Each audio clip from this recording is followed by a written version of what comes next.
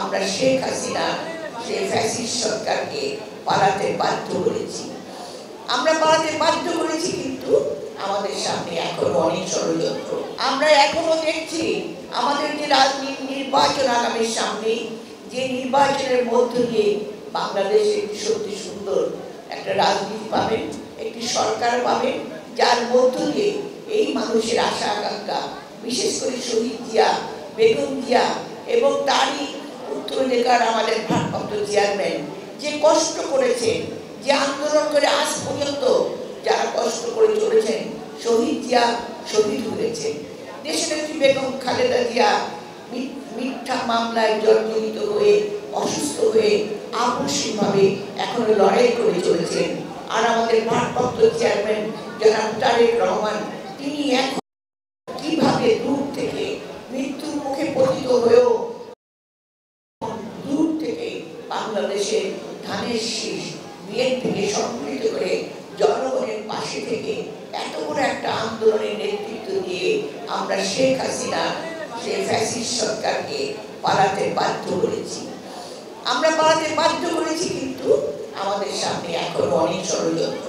এই ষড়যন্ত্রের কথা এক কথায় বলা যায় না, আপনারা অনেকেই জানেন।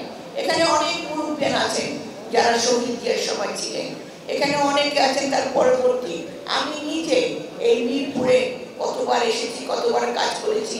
আমরা জানি আমরা মানুষ সৎ, এবং আমরা সত্যিকার অর্থে এমন একটা রাজনীতি চাই যেখানে গণতন্ত্র থাকবো, কথা বলার অধিকার থাকবে।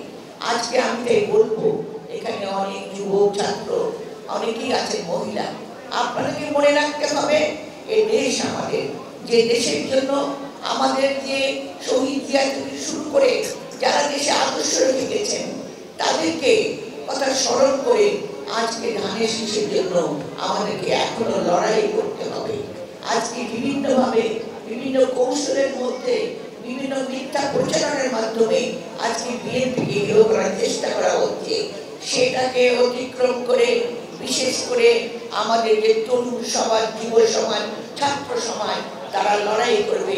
এবং আমার মহিলা বোন যারা আছেন তারাও কিন্তু এদেশের অর্ধেক শক্তি, তারাও লড়াই করবেন যেভাবে আমরা সবাই লড়াই করছি। নির্বাচনকে সত্যিকারভাবে যেন সত্যিকার অর্থে একটি সুন্দর সুফল সফল নির্বাচনের ভূমিকা রাখতে পারি।